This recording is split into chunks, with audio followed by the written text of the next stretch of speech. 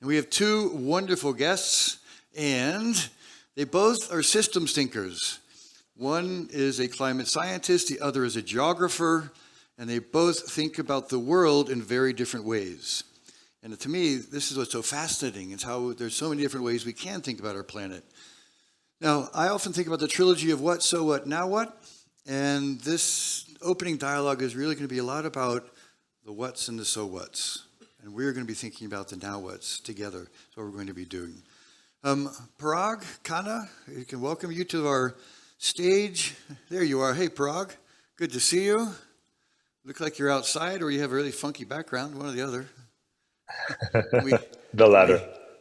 Okay, we're going to test your sound here for a minute. He's a leading global strategy advisor, world traveler, and a best-selling author. And coming to us from Singapore, the founder of AlphaGo, an AI-powered geospatial prediction location analytics platform. And he's a really, really interesting guy. The last book he wrote was Move, The Forces Uprooting Us. So this is what we're going to really talk about, his last book. Not about the one before that, which about the future is Asian. So we could have a whole different conversation about the future being Asian. But we're talking about the future in La Punt. And the future La Punt is not Asian. It's Engadin or Desgbundner. The other guest we're going to have is Sonia Seneviratne, who's an amazing human from the ETH in Zurich, a professor for land climate dynamics.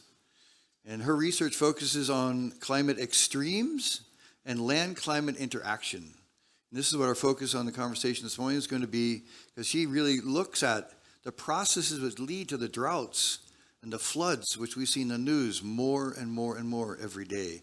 And she understands this deeply, more than anyone I know. So, Sonia and Parag. Sonia, come on up to the stage. Let's give her a nice welcome. Parag, good to see you. Woo!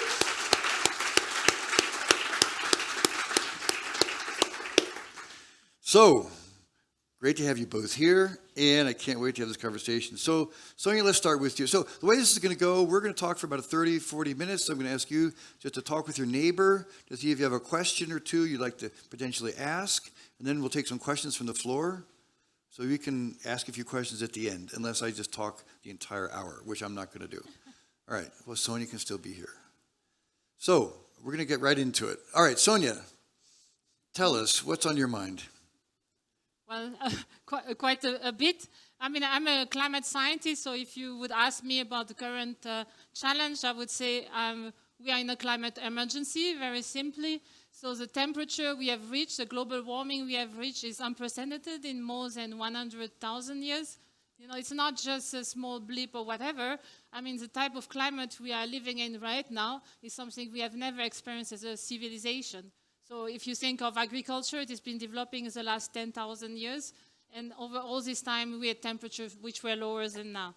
I don't know, I mean, I could mention a lot of numbers, but if I take one, for instance, in 2022, there was a heat wave across Europe. There were 60,000 people who died.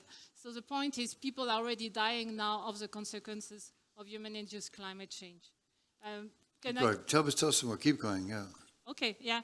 So maybe some other point I would want to bring up is really that every tenth of a degree matters.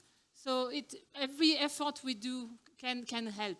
But also every additional emission we would have is going to make the situation worse. The reason for this is that the main culprit for climate change is the accumulation of CO2 in the atmosphere, is the burning of fossil fuels, and CO2 once emitted stays there for several hundreds to thousands of years. So what we do have long-standing consequences. And just to mention, when we speak of 1 degree, it doesn't sound like much. So now we're at about 1.2 degrees. Often people say, oh, does it matter? And the aim in the Paris Agreement is 1.5 degrees. But I think a good analogy is the human body. So we know, for instance, when we have a fever of 1.5 degrees, this would be 38.5. It's already not very good. Yeah. So the Paris Agreement is limiting global warming to 1.5 degrees. And again, that will be a long-term change. This is going to stay this way for centuries. So you can imagine for centuries we'll be at about 38.5. It's not ideal. best case, so basically, well, worst case is 38.5, and worst case would be a bit below 2 degrees, so that would be maybe 39. But if we continue to emit as we are, we would have a global warming of about 4 degrees, so the analogy would be 41 degrees. So it's just to explain our bodies, we are not going to adapt very well. And so that's one point that I want to bring up. There are limits to adaptation. People are dying, some species are disappearing. But the last point I want to bring up is there is hope. So I don't think we should be disparate. There are a lot of solutions that exist right now. So we know we need to achieve a lot until 2030. If we want to be on a trajectory to 1.5 degree, we will need to have our emission of CO2 emissions by until 2030. But there are a lot of solutions. So basically, the last IPCC report, that's the Intergovernmental Panel on Climate Change, shows that for about 25% of current emissions, if we were to do the transition that is needed, for instance, not using fossil fuels and using renewables, this would cost us less than what we are doing right now. And for the other 25%, about 100 francs per ton. So there are a lot of solutions there, and I would say we shouldn't be desperate, but we have to change. It's an emergency, we have to act. Okay, that's great, Sonia. Thank you. We're going to come back to that a little bit more in a moment. Parag, you have written recently this book, Move, which is looking at, I'll call it the winners and losers with the changes in climate. So tell us a little bit more about what you've been doing and what you're seeing. Well, thank you so much for having me join you, Chris. Pity that I'm not there in person in such a cozy ambiance with all of you, but I've been there before, so I'm there with you in spirit. Well, thanks so much for kicking off this conversation. You know, first and foremost, for me, this is about the relationship between complexity and geography. And we don't tend to put those two concepts, side by side. But I think what we've just heard, of course, is that climate is a new macro driver of systems change. As it is, it's problematic to view the world and the evolution of our global system in these buckets and silos. Geopolitics is changing this, and economics is changing this, and technology is changing this, and society is changing in these ways, and now there's climate. As you know, in reality, all of these things interact in very, very complex ways. So we have a complex system of the human biosphere, as well as our geopolitical societal order.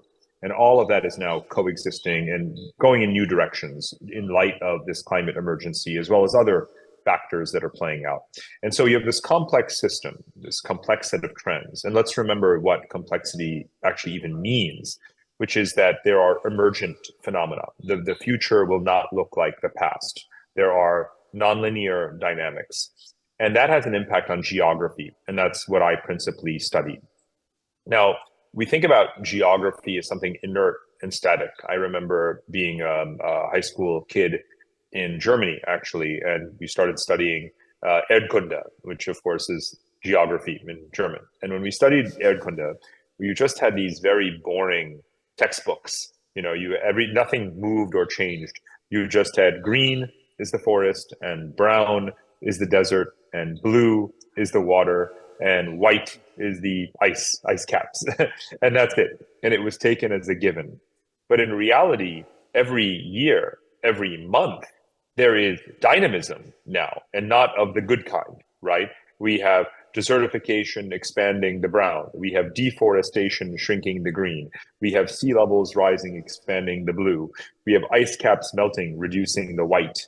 And all of that actually has an impact on actual geography on the ground, not only natural geography, but us, human geography, our political geography of borders, right? All of our systems that we think of as being neutral or not subject to or independent of geography are deeply affected by this. And so that's what I'm always seeking to kind of model and forecast, is what is going to be the impact of all complexity, including climate, on geography. And of course, even in a place that I have described as an alpine oasis, Switzerland, right? You have these effects because you have, of course, melting glaciers, you have flooding, you have heat waves, other kinds of phenomena that are affecting agriculture, affecting real estate, and so on. Now, I just want to make an economic point in terms of the impact this has on all of us at a global scale. When we think about assets, the economy, the most valuable by dollar, the price of things, the most valuable sector of the entire global economy by far, by a vast, vast, vast margin, is land itself, land and real estate. It's estimated to be worth about $350 trillion. But to put it in perspective, of course, that's triple the GDP of the world economy is the value, the aggregate value of our land and real estate assets. We have all grown up in a world where all of those, where that value, those valuations went up and to the right.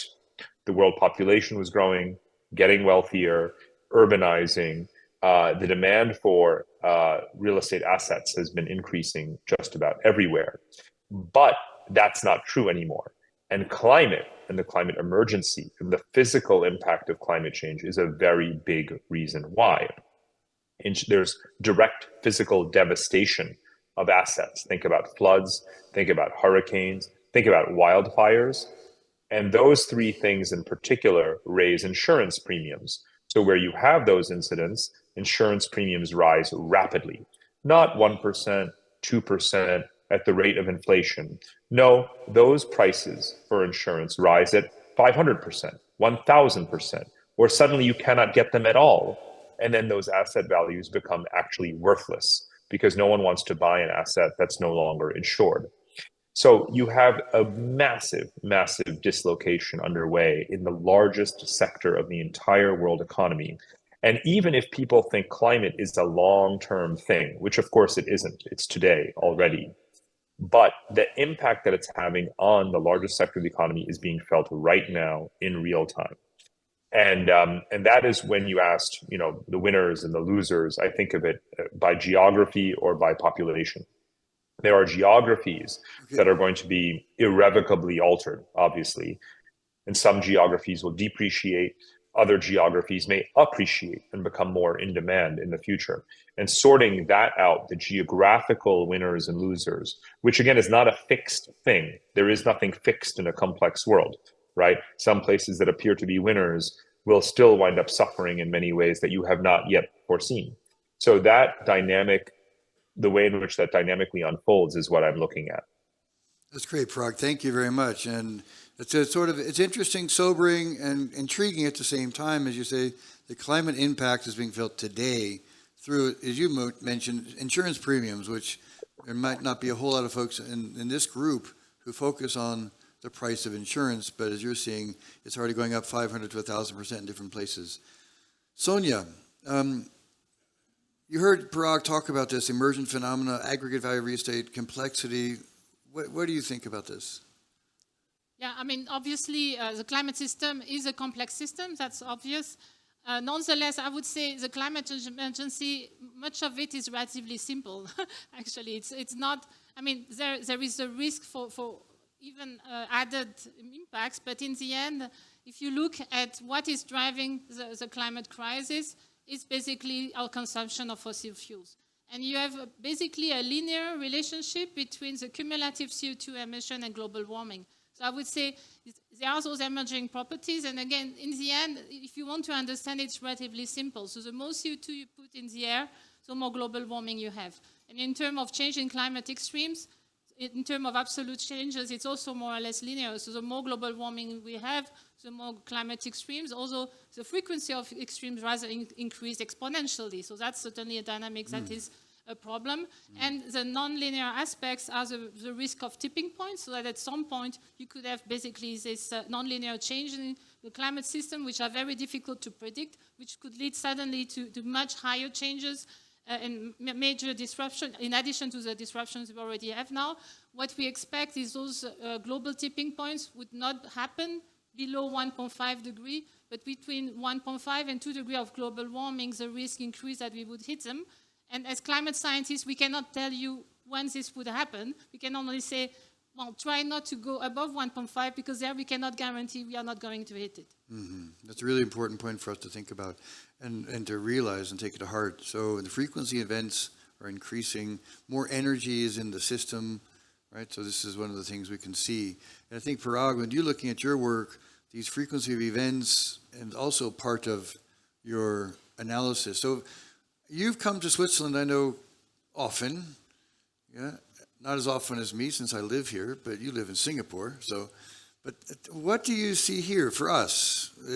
I know you've thought about this, and what does your analysis tell us about our mountains and our mountain world? Mm-hmm. Well, again, every place in the world has been already and will be impacted by climate change. Some more so, more extreme, more immediate, and more with greater intensity than other places. So, even in Switzerland, even in Norway, in Canada, everywhere, no place is immune. The difference that we find in our analysis between places is, of course, a wide variation in the risk, but even more importantly, it's the adaptation. So imagine the world is rather Darwinian, right? It's not the survival of the fittest is not defined as the strongest.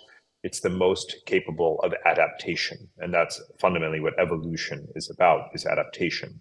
So when we look at places, we, of course, presume and calculate and assess a certain degree of risk, whether it is from heat, from floods, from fires, from sea level rise, hurricanes, and so forth.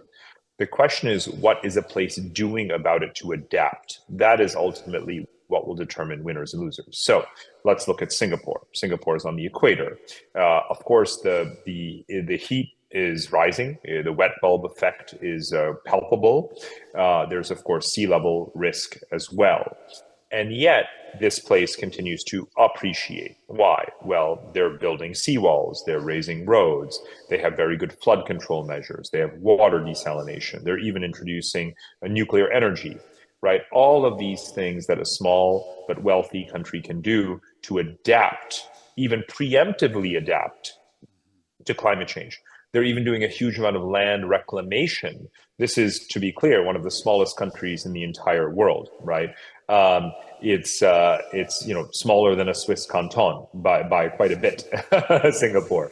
So they're doing all of those things to prepare. Now, of course, a country like Switzerland, when I think about it, of course, there is inherent and irreversible climate risk as glaciers melt. It's already affecting the ski industry and seasonal agriculture and other kinds of things. But the Swiss society, the Swiss economy, and Swiss institutions, from an engineering standpoint, have the capability to anticipate and to respond and treat it like an engineering challenge, in the sense of, for example, what can one do to channel flash flood water, right? What can one do to develop more underground aquifers for water as you have excessive glacier melt, and use that potentially for irrigation and other kinds of purposes? So it's an engineering challenge in a way that has to be done very much at a local level. I'll make a big point, because I know that this is also, we talk globally about climate diplomacy, right? And mitigation, and we're all hoping to mitigate climate change, to reduce emissions, as to keep that temperature down, as we just heard, every 1/10 of a degree matters. And that's considered a global public good, right? The global public good of reducing emissions. But adaptation, when you make those implementations and those remediation measures locally, that's a private good. It's a local private good, right? If Singapore builds a seawall, Singapore benefits. Somalia does not benefit, right? And so on and so forth. So it's this balance between the focus on achieving the global public good of reducing emissions and the local private good of adapting to climate change to prevent significant loss to our economic welfare and societal stability. Okay, I'm going to stop right there. Parag, thank you for that. That's actually quite interesting, this climate diplomacy, difference between local and global, and what we do and how we relate to those two things. A little bit what we heard last night in our play here last night was local and inside the wall, outside of the wall. It's very interesting. So adaptation, Sonia, you mentioned some things around adaptation, and I saw you writing a couple of notes there. Mm-hmm. Share some thoughts now back with us. Yeah, I think I wouldn't want to speak only about adaptation. So we have two challenges. We need both to have adaptation and mitigation. So we have no choice. We need to have adaptation because climate has already been changing so much. If I just take, for instance, temperature extremes, you take temperature extremes that would have happened only once every 10 years without our influence on climate systems. These events are 3 times more likely right now. We are having a huge amount of impacts. If I take in Pakistan, 2022, there were about $30 million that were lost in this context. But I think the important point to mention is if we don't do mitigation, impacts are going to be even worse. We don't have a choice. We need to do both mitigation and adaptation because else we won't be able to basically control this crisis. And this means that there will be no status quo. So, of course, we need to do adaptation. I'm fully agreeing with what Parag is saying. But again, there will be major change in the economy, in our society, so that we move away from fossil fuels. And I would say that also there we need innovation in this area. We need also in the local scale to be able to make this step. So in the end, those that won't be able to change, for instance, those that stay with previous technology, they will be basically lost because they won't be able to adapt to this world of tomorrow. So I don't think we should only focus on adaptation because then it's not going to solve the problem. The root cause of the problem are our emissions. Yeah, got it. I think it's quite interesting. So are there, a question to both of you, a couple of developments which you think we should be thinking about together in this room as we're creating our positive future visions for this beautiful village here in the Engadine. A couple of things, because we're going to be weaving these stories together over the next 2 days about life in 2040. So what are a couple of things that you think we should be thinking about, developments or some processes that you feel should be part of those stories? And Sonia, I'm going to look at you first, and Parag, you're going to come next. Sonia, what do you think? Well, it's a good question. Of course, this is very local if we speak of this one village here. But again, I think that the point is we are in this changing world. So again, this village here will need to face impacts of climate. But for instance, it could think of being a leading example for decarbonizing what it's doing. So for instance, if we were managing to be the first net zero village, I guess there would be some type of tourism incentive. So there are also changes. So any change is associated with risk, but also opportunities. And those that will be able to lead the way, they will basically win also. Parag was speaking of winners and losers. Those that are able to change faster will be the winners there because, again, they will be taken as an example. So I would say don't be afraid of change, and also at this small scale for a village, if they can, for instance, lead the way, and we would be able to say, La Punt, look at what La Punt is doing. It's such a fantastic place, as people are going to come here. I guess a lot of the revenues of the village come from tourism. I guess in the end it could be positive for the village. And not just for the village, but also for the entire valley. As well, because the village is one of the small. So I said the village, but it's also the ecosystem here in the valley. Let's go. Parag, what about you? A development or something you think that we should be really thinking about here as we craft these future visions? Well, one thing that we haven't talked about yet that's extremely important is this idea of circularity, right? Inevitably, if we want to reduce our emissions footprint, also have more self-sustaining communities, reduce our dependence on far-flung, geographical, vulnerable, brittle supply chains for commodities, metals, food, again, fuel, energy, water. We need to try and achieve a greater localized circularity, right? Circular economies, circular communities. That's something that Switzerland is far more capable of doing than other places, right? Obviously, it's never going to be 100% self-sufficient in food, but it could be in energy, for example. And so each community, whether it's a local community, a canton, a country, can push for a greater circularity in its food, water, energy, industry, and so forth. And that not only makes a big contribution towards the goal of reducing our carbon footprint, but it also accelerates adaptation at the same time. So I'm a believer that we should be promoting circularity, recycling, upcycling, whatever the case may be. And there's a lot of new technologies that can advance that cause, whether it is hydroponic and aquaponic agriculture, obviously wind and solar energy, wastewater treatment, and desalination. All of those kinds of things can make localities more self-sufficient and circular. We've got circular economy experts in the room who are going to be sharing some thoughts tomorrow. We have designers in here who do circularity, supply chain reduction. To me, I always say we want to obviate the word garbage. There is no such thing as garbage. It's only misallocated resource. So how do we reallocate all the resources which we have? I think it's really great. Sonia, one last little comment before I'm going to turn to you to think, what questions would you like to ask our climate scientist and our global geographer? I saw you writing a note. I always like when you write notes. That means you've got something to add. And I can't see Parag, but his hands. Oh, no, I mean, I guess I sound like a broken record. I just want to say that the main driver of the climate crisis is fossil fuels. So 90% of the CO2 emissions come from fossil fuels, which means that we should stop using oil, gas, and coal. And so the main solution comes from renewable and also using energy in the form of electricity. So again, about La Punt, if we had certainly more solar energy production, a few wind turbines, and saying that it doesn't look that bad, we can live with them, we shouldn't be that afraid of them. If we need a car, we should have an electric car or we have heat pump. It's just to say those solutions exist, and as mentioned, they can be implemented very fast. Okay. Very pragmatic. So. It is a bit of a record, but it's a very important point to get back and again and again and again, and I really appreciate that with you. So we're going to take a pause right now, and it's now time for you to talk with your neighbors about questions you'd like to ask.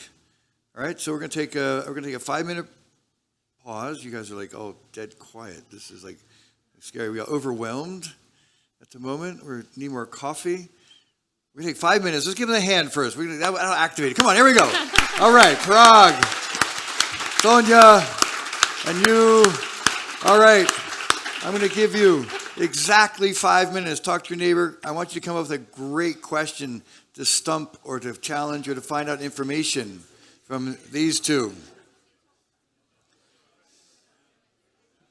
Parag, you can hear me? Okay. So we're just going to take a 5-minute quick break, and then we're going to go.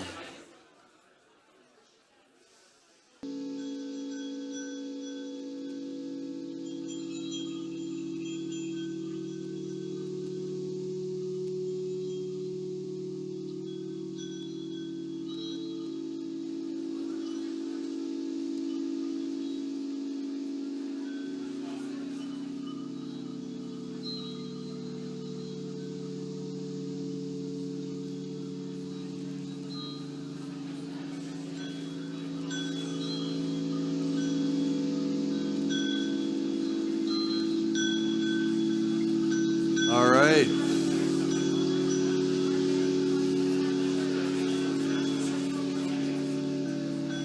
All right.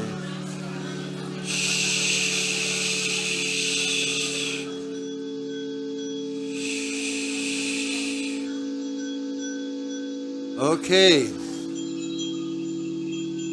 Now we have 2 mic runners. So anyone have a good question? Oh, the rest of your questions are awful? Is that you didn't have a question? Okay. So we're going to start one right here, one in the back row, and then we're going to just come up. Vilde, can you go to right here? Put your hand up again. Casper, put your hand up again. Can you get those 2 mics? And then Carl will come on. So we're going to take both questions at the same time. And so go ahead. And Parag, you're back. I see you. I'm sorry to stand in front of you. Okay, let's keep going.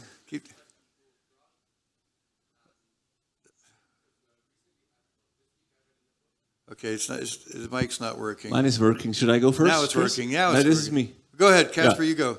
Sorry, it's a very complex question, but we have two systemic thinkers here on the panel.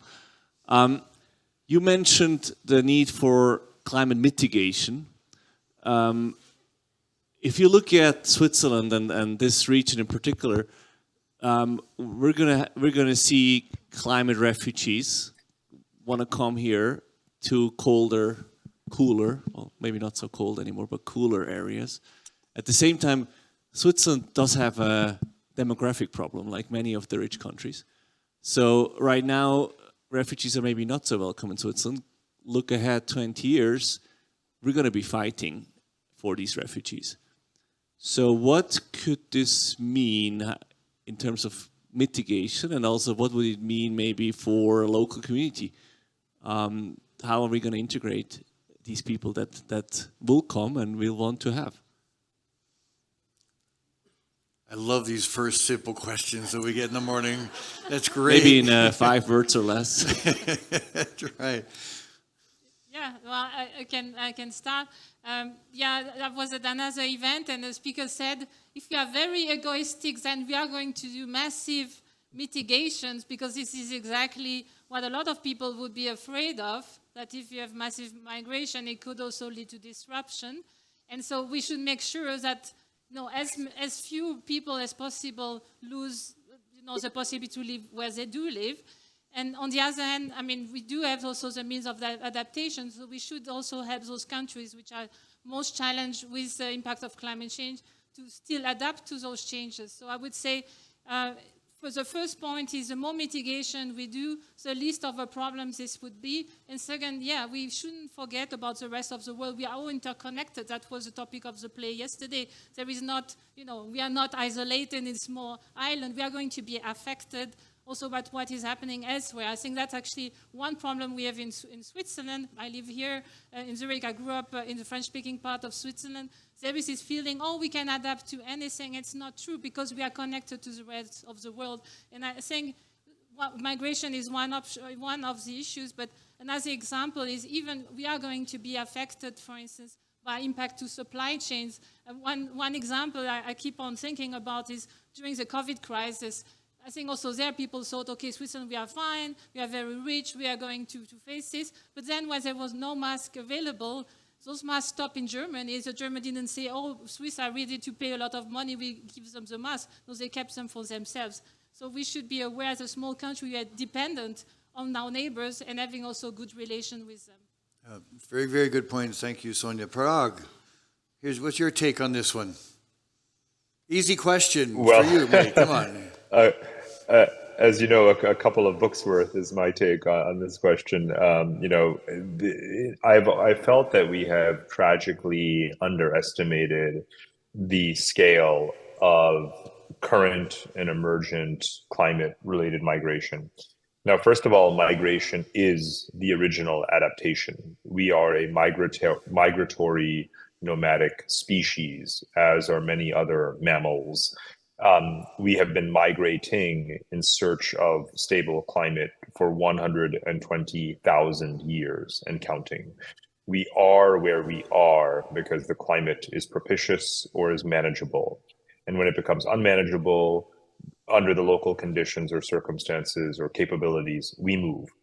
Now, if you look at current projections from official institutions, they still lowball the forecasts around climate migration, even though the International Organization of Migration says that about 1/3 of the displaced people in the world today are due to climate change. I have put the figure for this century at 1 billion people. I have outright categorically declared I expect there to be 1 billion people relocating over the course of this century. And we're well on our way towards that number, for better or worse, sooner or later, as a result of many drivers, climate being one of them.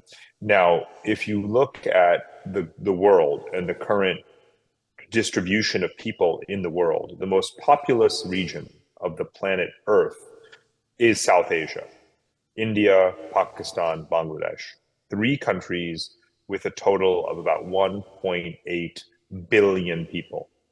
Now look at any climate stress map of the world, and that not for the year 2100, but for the year 2024. Which area of the globe is the brightest red on Earth? It is exactly South Asia. One of the youngest regions in the world, the most populous region in the world, and one of the most climate stressed regions in the world, with already a very high propensity for outbound migration. In fact, the number one origin country of outbound migrants, of emigration in the world is India already today. That has been true for 10 years. And the gap between India and country number two is much, much, much further than my arms can stretch, much further than you can see, right? And that number will grow and grow and grow. So this is not a future tense issue. This is why I've already been working on this for quite a few years now. And that's just, now of course you live in Europe. You have your African populations, Arab populations. If you live in the United States, you see the Central American and South American populations coming. This will not stop. No way will it stop. So we have to be much more prepared for climate migration.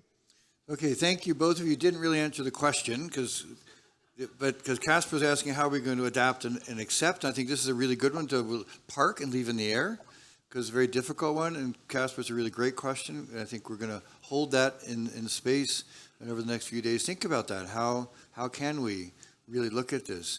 We have another. Do you have a question? Is it working now? Yes. Yeah. I was reading a book last week, and it said that we use approximately 20% of world's GDP to battle the consequences of climate change. And it seemed like such an unrealistically high number. And I just want to ask maybe Parag if that is in any way possible. I mean, 20% of world GDP, that's loads of money just into battling the consequences. Right.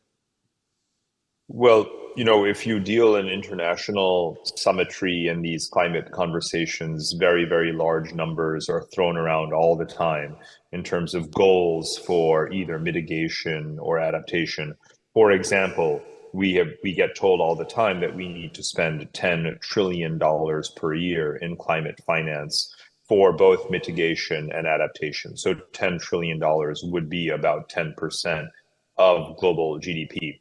But don't worry, we're not even spending a fraction of that. So again, numbers like that are almost meaningless because they are targets that are so far removed from the reality of our lack of forward investment. And of course, with each passing year, the amount that we did not spend probably grows, in terms of how much we need to spend because the crisis gets worse and worse. Okay, for example, when you look at Good. Okay, Sonia, we're gonna keep the answers a little bit tighter here, Parag, because we're gonna run out. Yeah. Sonia, what about you answering that one? Yeah, no, I just wanted to say there have been recent studies estimating the impact of human-induced climate change on economy, and now we start to have numbers which actually really shows that it's worse for the economy to avoid more additional climate change. So basically, if we were to go continue the same trajectory.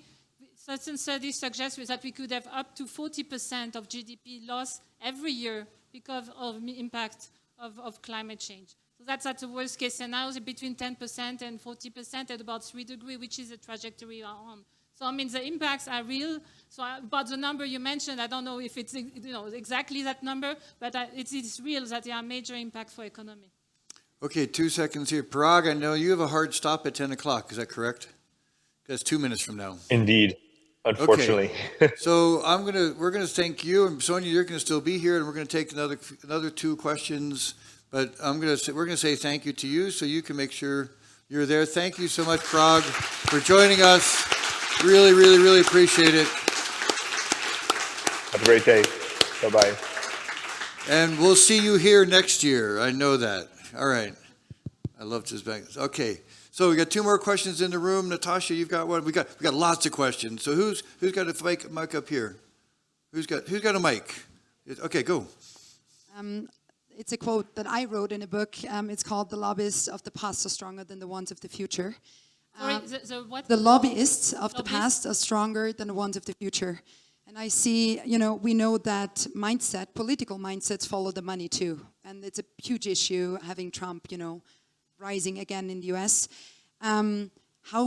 What is your idea about, is there a way of how could we decouple maybe politics from actual climate sort of ideas, or how to implement it in another way? Because I see that as a huge issue. Yeah, no, I totally agree. I mean, we should say the majority of the world population is negatively affected by human-induced climate change, but of course there are a few actors which make a lot of money out of the current situation. Those that are selling fossil fuel, exporting fossil fuel, basically selling fossil fuels and so on. And the problem is those lobbies are extremely powerful. That's why those lobbies, have so much impact. And those for the world of tomorrow, while they don't have maybe yet a lot of means. And I mean, as scientists, we are not lobbyists. We're just trying to deliver the facts. But even this is difficult because we have so much propaganda we are up against. So, for instance, when there is this topic about why, climate scientists have been saying this for 20 years, why is the message getting lost? Well, the problem is it's also propaganda that is basically financed, and it's well demonstrated. How can we change this? Well, we just have to keep on getting the message across. I do think it's moving also because people see what is happening. I think we cannot deny what is happening because we just see the pictures of this. And yeah, we need people like you. we need a lot of ambassadors who are ready to basically get the message and also make the change at different scales. Wherever you have some influence, you can make a change. I think it's a really great question. Thank you, Sonia, for that. Tomorrow evening, we'll be hearing from a couple of individuals who are focused on how you make action happen, also in the political arena. So it's a really good question. And influence is, how do we have influence? This is a major important. Okay, we have time for two more questions. There's one in the back. Go ahead. Yep. Thank you very much. It's an honor to talk to a real climate scientist. So I play here a little bit like the devil's advocate here. And then sometimes I find myself a little bit in a difficult position when people ask me, Giacomo, how do you defend the fact that climate change is due to human activities, right? Because the Earth had in the past areas where temperature were going up and were going down, just thinking about the 5 glaciers areas. How should I answer to this question when people around me ask me about that? Well, I think first you can point them to the reports of IPCC, that's Intergovernmental Panel on Climate Change. I've been an author on those reports. I'm also now involved in the coordination of the next cycle. So we have a lot of FAQs there, which I think are fairly didactic. And if you have feedback on how to make them even more didactic, these comments are welcome. I mean, the answer in short is, yes, there were changes in the past, but the scale, the speed at which those changes are happening right now, we have never seen this in the past. And also, we have never seen the type of temperatures, as I mentioned, that we are having now in human history. Yes, sometimes there were higher temperatures, but there were dinosaurs, yeah? So it was a different era, definitely. So yeah, Earth is going to survive higher temperatures. The question is if we are still going to be there, and also if our civilization is going to survive this. So anyway, what we are seeing right now, you cannot see this in the past. In terms of making the link, it's very well established. This is simple physics that we know CO2 is a greenhouse gas. The more greenhouse gas, it's basically like a blanket. So more greenhouse gas you have, the more heat is trapped. That's very well established. The science for this has been established for more than 100 years. The science also to assess how climate is changing, the climate models, the first person who developed this, and also the person who developed this, the statistics to relate change, observed change to human influence. Both of them have just received a Nobel Prize 2 years ago by physicists. A lot of them were sometimes skeptics in the past. So now it's well established as, Nobel-approved science. And finally, the best estimate of influence is 100%. So if you look at the observed warming, and basically the best estimate of what our contribution is basically the total warming. So it's not only that we are responsible for part of the warming, but it's all of it. And I'm happy to speak in the break if you have more questions. It's a really great offer. Okay. I have one more follow-up question. Do you have a technique an example of a technique to measure the temperature long time ago, so like hundreds of years ago. There's a lot of reconstructions that can be used. So there are different ways you can use ice core, and you can relate the concentrations there to temperature level. But as mentioned, we can discuss. Yeah, you can talk it after a second, okay? I said one question. So we have one last question up here, and then we're going to need to keep going. Sonia will be hosting a deep dialogue tomorrow, and then she's going to have wrap-up statements. So last question, short, tight. Quick one. I think we all agree that we need the energy transition to curb climate change. At the same time, we do not even have enough copper, some say, in order to electrify our grids, to build all the electric cars we need. So, and I don't hear so many people talk about those resource constraints as far as the energy transition is concerned. Any thoughts on that? Yeah, I mean, it's also a challenge, but again, we need to get the first step going. I know there are also new technologies being developed also for batteries, that they would not be necessarily all based on the same metals. So there are also developments available there. The point is, we have enough right now to make the transition, at least part of the transition, up to 2030. So I would say we need to get to net zero, but the first step is halving our emissions, and for this, we have the technology and the materials that we need. Yeah, we have many in the room, I think, who can talk about this. Eric Fried's one of them, and Peter Richtner here could also talk about this. Carol could talk about it. So there are many in the room who could actually talk about some of those technologies which we can instigate. Sonia, you reached up to the Euro 2040 library behind you. And just everyone, this is the Euro 2040 library. Individuals have brought books over the past 4 years to donate to the community. So then we finally have a library up here in the InHub. Then we can actually have it. You can check them out. And this is where some of the new books are coming right there for folks. You reached up and picked The Hobbit, and you said this is something you wanted to use. Yeah, well, the Lord of the Ring. I don't know how many of you are familiar with the story. Yeah. So I'm in the middle of the story because I have two children. They are 10 and 14. And so now we saw The Hobbit and all the series of the Lord of the Ring. And I couldn't help see a parallel with what we need to do. So for me, the Ring of Power is a bit like the fossil fuels. Or the fossil fuels are like the Ring of Power because, of course, a lot of power is associated with it. Anyone who has the power to control fossil fuels, of course, there is a lot of temptation because you can make so much money. Even me, if I could sell fossil fuels for 1 year, if you think of how much money you could make with it, you're like, how much change could we do? And the point is, yeah, okay, that's true. You could make a lot of money, but the point is we have to get rid of them. You know, we have to be courageous enough to make this really difficult path and get rid of this. And then we can go back to a more peaceful future. There we go. I think that's a perfect way to end. Sonia, thank you so much. Very great.